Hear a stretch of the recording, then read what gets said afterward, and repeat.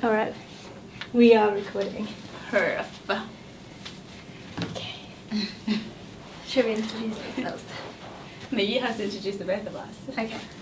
Hi guys, you're here with Distinct Magazine. We're here with Joice Mc. She was You said the Joice.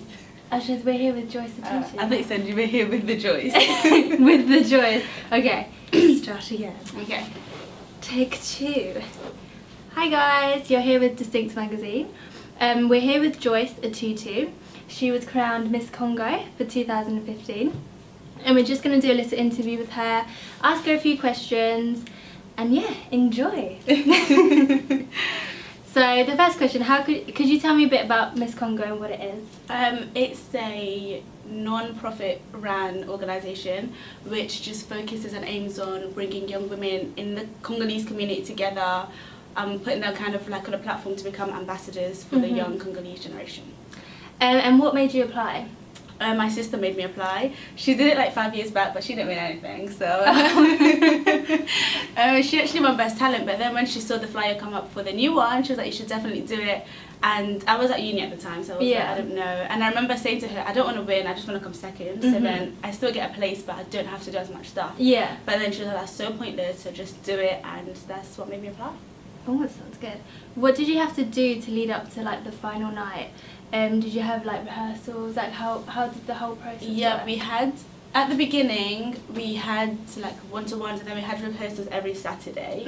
And then closer to the end, we would have like rehearsals Saturdays, and then like Tuesdays, Wednesdays, Thursday. Like it was more frequent towards the end of the pageant contestant stage. So that's what we had to do. So we just had to like learn to walk, learn to speak in public, learn about the Congolese history and our community and stuff like that. Was it more like fun, or was it taken quite seriously?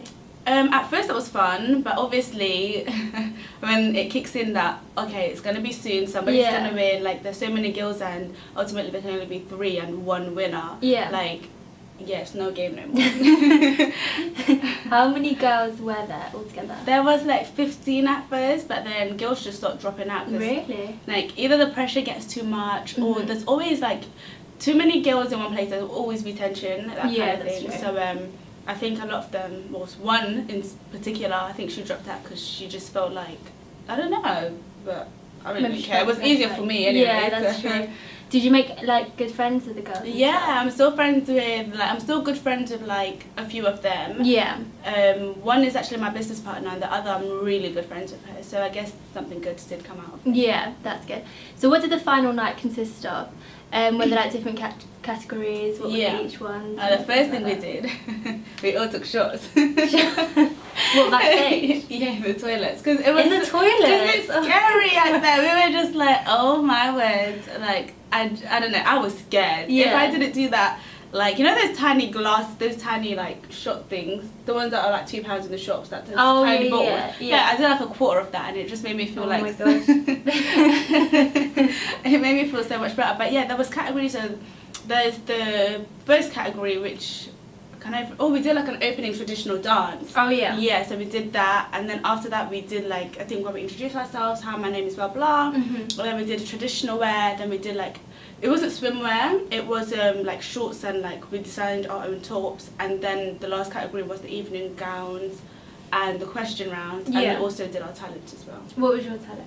I made some clothes, and then I wrote a song for other people to sing. Yeah. People thought that was unfair, but you know. And I also did like spoken word, so that was my talent. So like I introduced it with spoken words, and my talent dress was made by me. The outfits the girls who were singing my song were made by me as well. Oh, so actually there was someone that actually sang your song? Yeah. Oh, God, that's so cool. I didn't know that. So how did it feel winning? Because obviously you are the winner. I was really like shocked because I did not expect it at all. After the talent round, like I performed my talent, and the audience was just like glum faces, and I was just like, bruh, like what is wrong with everybody? And after that I was like, no, there's no way I'm winning this contest. I just want to go home. I'm so embarrassed. I spent so much money to go home with nothing. Like, but then when I did, I was just so shocked, and I was really surprised. I did not expect it at all. That's amazing. So you're handing your crown down soon. What does that feel like? Are you like sad? What feelings? No, are you I feeling? think that I've learned so much and I've grown so much as a person and as a woman that I'm kind of excited to kind of pass on that legacy. Yeah. And I've met the girls and they're really nice and I'm really excited for them. Like, it's only a year, but it's a long year. Do you have any favourites of like when? I don't have favourites, but when I met them, like, you definitely know who's gonna, like, I want that one to be the next one. Oh, okay, definitely. yeah. Do you think you'll miss being Miss Congo? I don't think so. Why? Like I said, I just think, you know, I had my year and Yeah. it was had busy, wasn't it? Yeah, It it was was busy, so yeah. busy and it had its ups and downs and I don't know, I won't miss it just because it's kind of like the end of an era. So it Yeah. happened and I'm grateful for it, but It's time to move Yeah. on. Yeah. What kind of opportunities did you get from it? Like, what kind of things did you get up to? Like, I really liked the community work, I liked the charity work a lot, I liked being able to be an ambassador and kind of voice a lot of opinions from the young Congolese generations into things that were like happening in the Congo and here in the UK. So that's what Yeah. I really enjoyed from it. You spoke. Did you do like a speech at the House of Parliament? I did. How was that. I won like on a Saturday, and then on the Wednesday I had to do the speech. I was so nervous. I can imagine. And I don't know, I was just so nervous because I've never done anything like that before. But I think they kind of taught us and they kind of trained us up to be ready for stuff like that. Yeah. So I kind of just had to do it. You're not allowed. For one of you can be nervous, but you shouldn't. Not so much you shouldn't, but you're not allowed to be because everybody's like looking on you to like be an ambassador. Kind of thing. How many people there when you did your speech? There was a few, but it was kind of like a round table discussion. Yeah. Maybe like 30, I think. That's yeah. quite a lot. Yeah, it was different.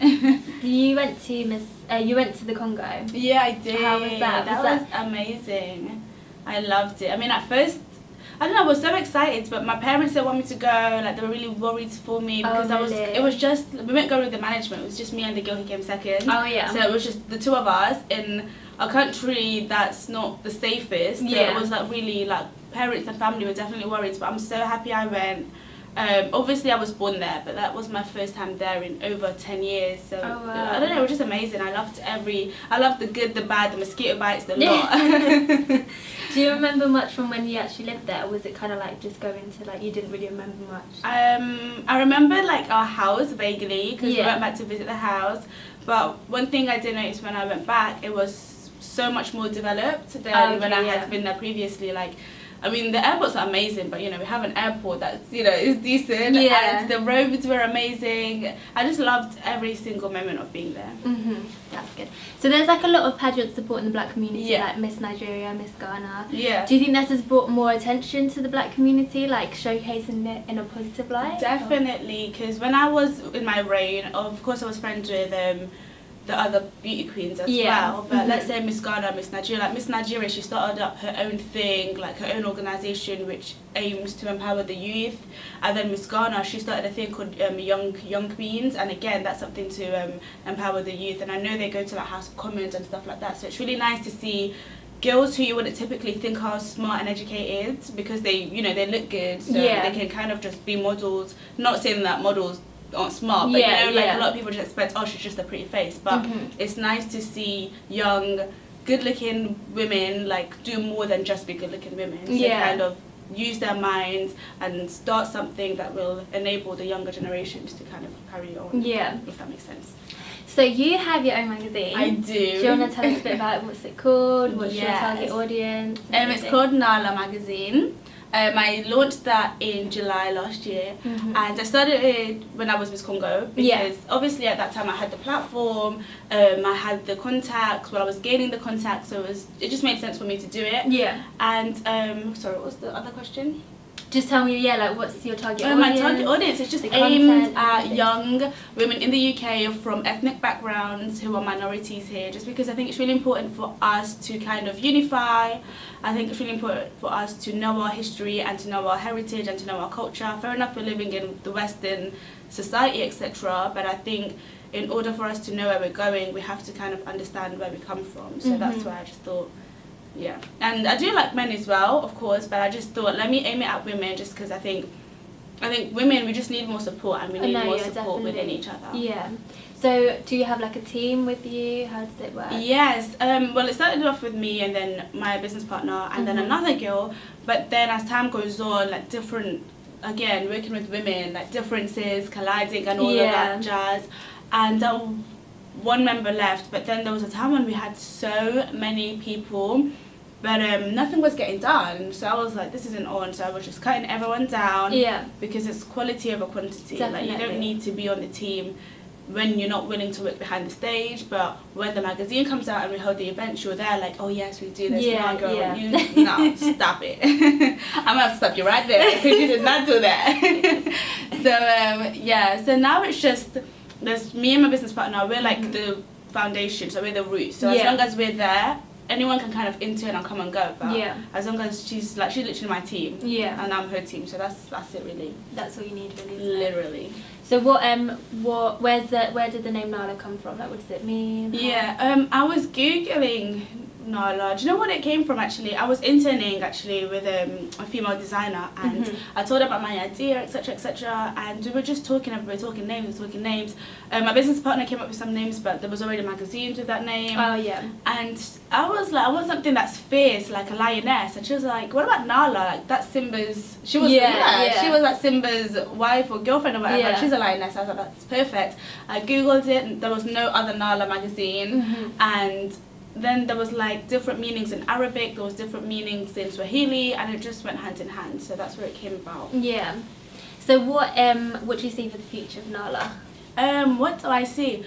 I made Nala to start a difference, and fair enough, it's a business venture, but it's like the money aspect is not why I did it. Yeah. I feel like when you start a business and if you're chasing the money, when it's not coming, you're gonna feel deflated. You're gonna be like, why am I doing this? I'm not making money. But I just made it to start a difference, and I think, I don't know, I just wanted to prosper, because if Nala does well, I feel like the community does well. I feel like women do well, so that's why. I don't know what the future holds, but so far we're doing okay. Yeah. Like, I'm really happy with our progress.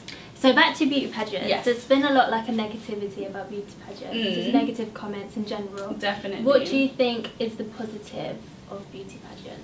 What is the positive? The positive